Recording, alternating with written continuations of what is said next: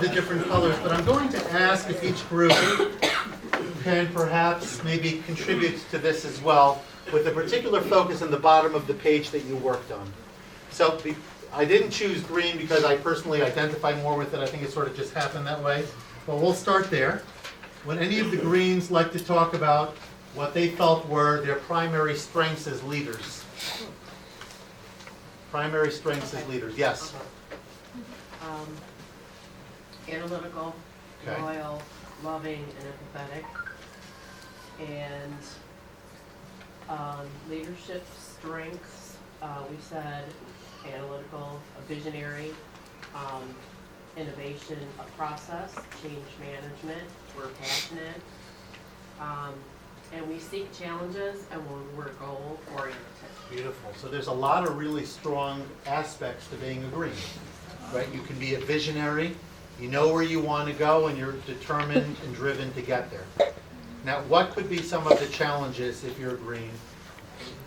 I keep thinking of that song, sorry, you know, Kermit on a lily pad over there, I just can't help myself. Would anyone like to jump in on that? Perhaps somebody different? So we have, some of our challenges are, you know, we're very singular focused, like when we're goal oriented, so we can be myopic. Relationships, sometimes it's challenging to spend time building relationships when we're so focused.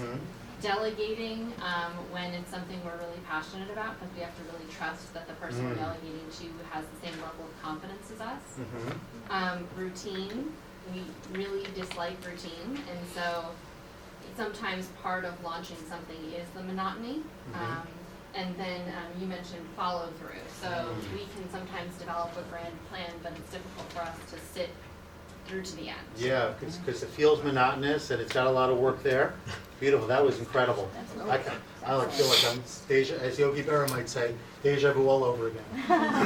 By the way, Greens might say you schmooze, you lose. But the reality is it's kind of the opposite, right? Because if you don't schmooze enough, then you sometimes lose out on the relationship, and as a result, you don't have the people coming along with you. Any other colors that want to comment on the green in terms of thinking about that they work with a green, or what some of their, what they appreciate about working with a green, or where they have sometimes had their feathers ruffled by a green? I know you didn't have enough time, a lot of time to really delve into it, but I'm just kind of curious. So let's quickly go through, and this slide, you have one? Yes? I was blue and I do get along with greens in this job, in my previous job. Well, you're blue, you better get along with it. Yes. But this was the thing, we so complimented each other, because I was the fussy person and they're like the no-nonsense person. It is what it is, we're going to get it done. So it was a good combination, right, Mary? We do good together for sure. So that's very nice. Sometimes the complementary personalities here. Exactly. What did you want to say? I'm a gold, orange, and I have a Y that's in our office, and he drives me crazy. The Y, because I'm like, the rule says it, do it. And you know, But why? the Y. Everyone together now.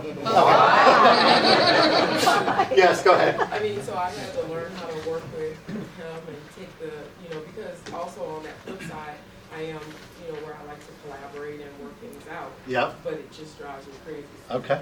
With the Y. So greens, I hope we're all processing this.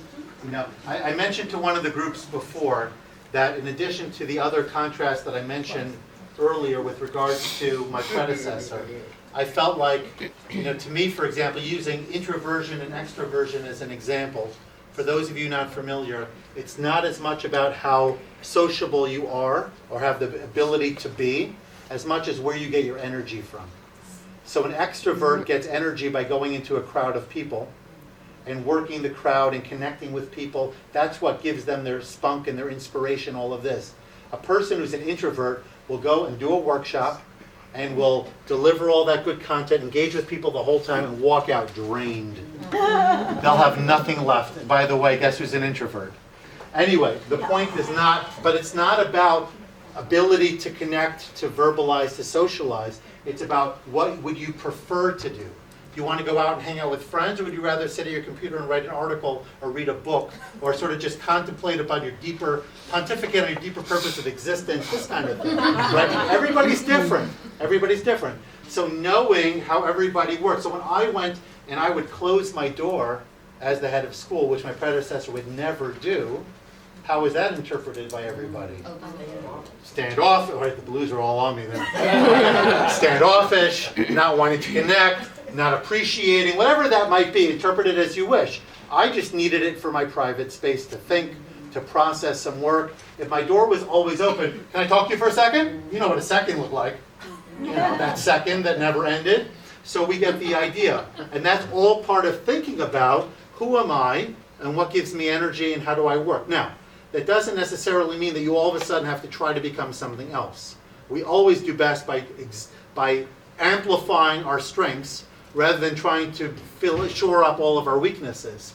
But minimally, you may want to consider telling somebody, right? Telling your team, look, I happen to do well by asking a lot of questions because that's what gives me the energy to move forward. So please don't take offense by it. It doesn't mean I don't trust you. It just means that I need to know more to be able to help you. And anytime a person can express who they are, you don't want to box yourself in. You're not only a blue or only a green. We get that.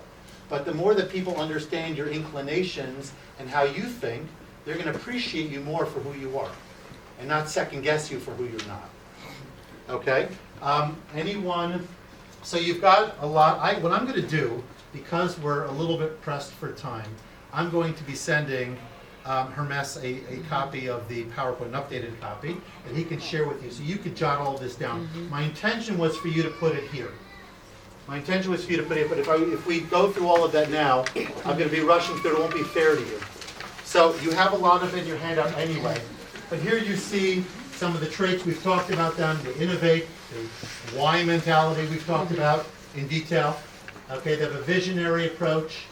They tend to be intellectual, witty. They love puns. Right? Maybe some good cartoons, things like that. Everything is the same. Work is play and play is work. Right? They're just constantly in that mode.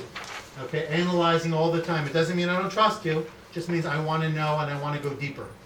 That's just who a green is. So what are the stressors for green? Right? They don't like the small talk. They don't like the routine. They're not particularly fond of social functions. They'd rather just do their thing and let the chips fall where they may. Okay? If they can't be independent, oy vey, as we say in Yiddish. Okay? So you want to give greens their space. If you're a orange, gold, different, not orange. If you're gold, you're more methodical in your approach.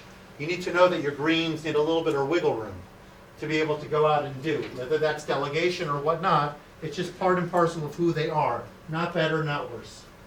And in terms of motivating greens, acknowledge their independence, give them opportunity to demonstrate who they are. Right? You'll notice, by the way, everybody here is smiling because we're just appreciating their uniqueness. Right? So, skipping right ahead, here are some, this is pretty much repetition, so let's jump into the blues. Okay? So, would anyone from the blues like to address, quickly please, the key things they bring to the conversation as a leader, as well as their primary blind spots?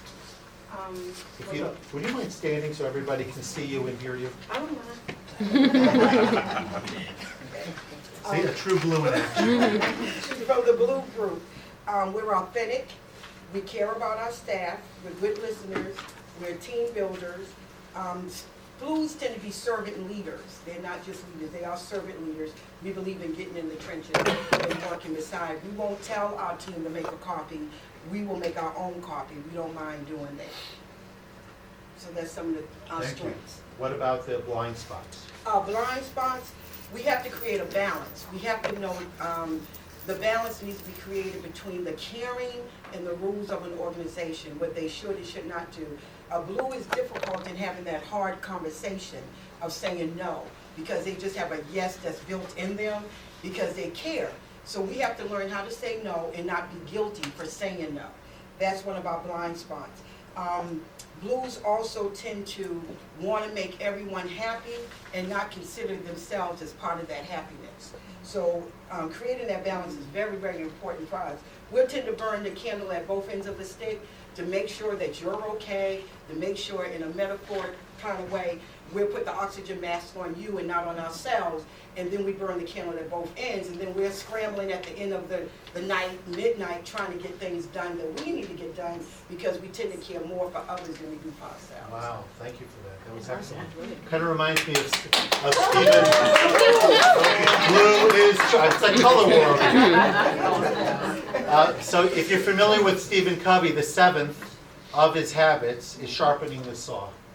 Sharpening the saw, of course, is that you use the saw over and over. Eventually, the blade starts to dull, and you can't cut any more wood. And so, one of the key things of leadership, regardless of style, is that you need to make sure to take care of yourself. Right? He talks about the goose that lays the golden eggs. If you kill the goose, you get no more golden eggs. You're producing golden eggs every day because of your talents, because of your abilities. If you don't consider your own needs, ultimately you start to lose your capacity to give and to produce, and perhaps you engage in burnout. And neither of those are an outcome that we want. So the blue needs to be sensitive, both in terms of how her team works, but also for herself. So she doesn't, like you say, burn the candle on both ends. Excellent, thank you so much for that. Okay, so working through the blues kind of quickly, they're friendly and helpful, very much an emotional type of approach to their leadership, empathy. I feel so bad for you, sort of trying to take that in, which, by the way, for everybody else can feel great. Right? All of us would probably like a little more blue in our leaders. Right? We'd like to have a little more of that. With some people who are just too green or too whatever, maybe they go right past it. There is that piece. And for all of us, we need to think about how can we add a little more care and consideration and empathy to the way that we correspond with one another. Of course, they have stressors as well, which is if they don't feel that they can connect enough with their people, maybe they have time management issues, and as a result they're boxed into their office. They want to be out and about. They want to be engaging with other people. They don't like when people are watching the clock and playing exactly on this. I come here and I come there. Right? What do you mean? This is like, it's a family. Right? It's a social gathering every day. It has a different feel to it. Okay? They don't like when we are deceptive, when there's conflict. They like for everything to just be dandy. But life can't always be dandy, and that's a challenge. Okay? Oh, it can't? See? Ever the optimists. Okay, fantastic. Okay, now in terms of how do you motivate them? Obviously, most people, at least in this group, are not blues, but the percentage in real life is higher. Okay? Depending, of course, on who you work with. So as a result, we really do need to be very cognizant of what the blues need. They need to be involved. They need to be acknowledged. They need to be appreciated. And they need to realize that when people aren't happy and working together, that stresses them out. When they feel that there's a lack of unity, a lack of common vision, they don't feel comfortable in such a work environment. And so you need to relate to them very much on that side of things to maximize their output and maximize their success. Okay, now that's really the last page, so I'm not going to get into it now, but you got the Venns in the back, because I wanted you to see how blues and greens in some ways are maybe opposite in temperament, but similar at least in terms of how they collect their data. They tend to be looking more on what the information actually says. I'm sorry, they're more touchy-feely in that way. It's more about what they sense, as opposed to what the actual information necessarily says. So I wish I could spend more time here, but unfortunately I can't. So I'm going to slide through these quickly. Let's talk briefly from the goals. Okay, now we had quite a few goals. Okay, so I don't think, unfortunately, I can ask everybody to jump in over here. But would anyone like to get us started first from the perspective of what do goals bring positively to the leadership conversation? Well, Sir? goals are work like. Would you mind standing up so we can all see you? We're basically loyal and dependable. We know what's right. We know the rules and the regulations, and I think it frustrates us when people don't follow the rules and the regulations, because they know what's right and they know what they should be doing, but when they don't follow it, I think it aggravates us. Mm-hmm. We're dependable.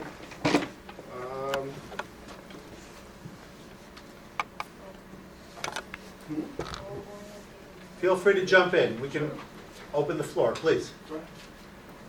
Goal orientated and focused. Uh-huh. The other thing we had. And then our possible blind spots are assuming staff will play their role in needing clarity on proposed changes. We struggle with change. Okay, thank you for that.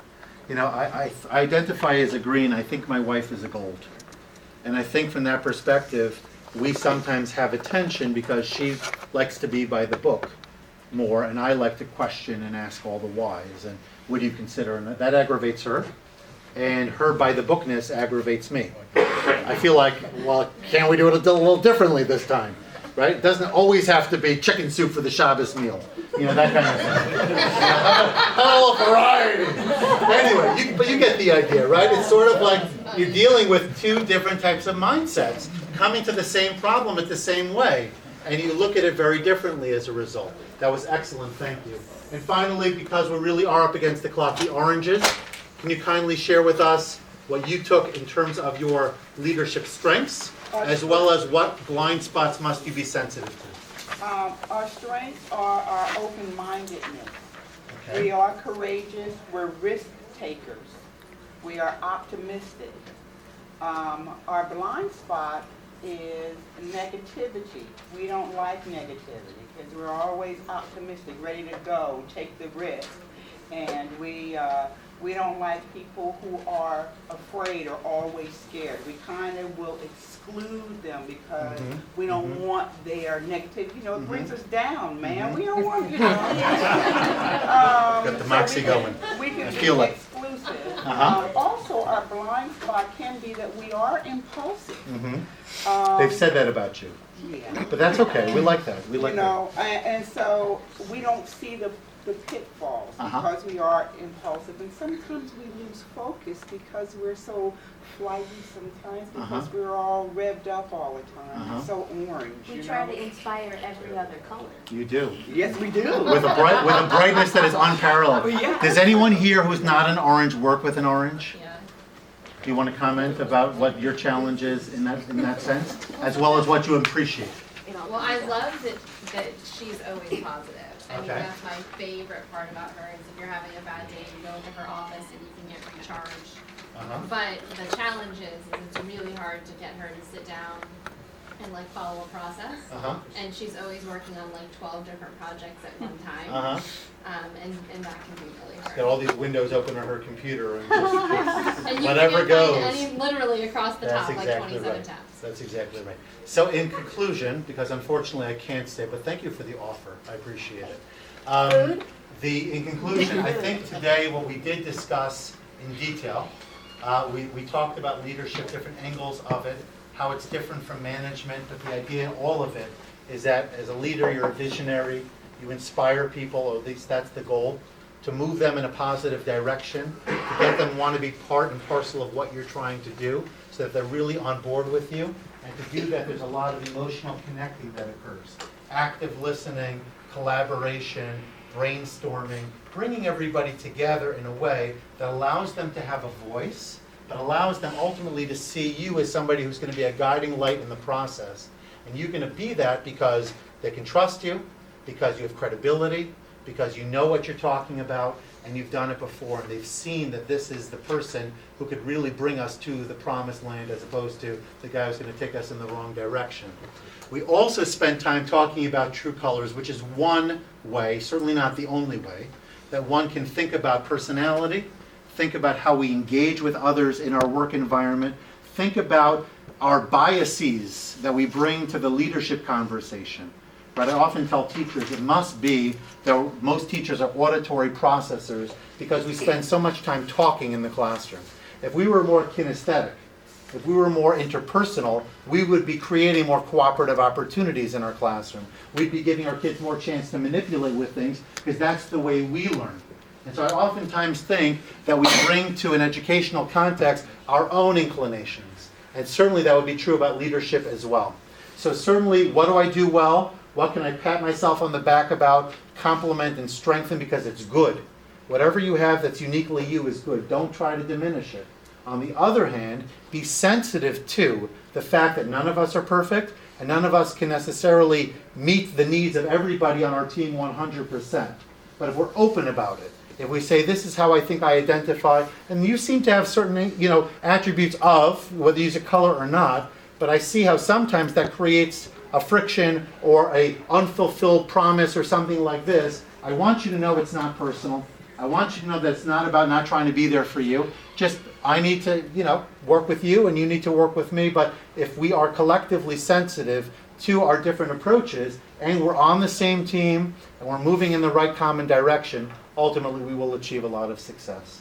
So again, I wanted to thank Hermes and Rebecca and anyone else involved in the opportunity to be here and to spend some time with you this morning. It was really a very inspiring trip for me and a great opportunity to learn more about the unique qualities and great attributes that all of you have and what you bring to your work environment each and every day and to your teams. And hopefully you will continue to use this information as well as everything else that you get over the next however many weeks and months in order to become that very best leader that you can be. So thank you all for your active participation.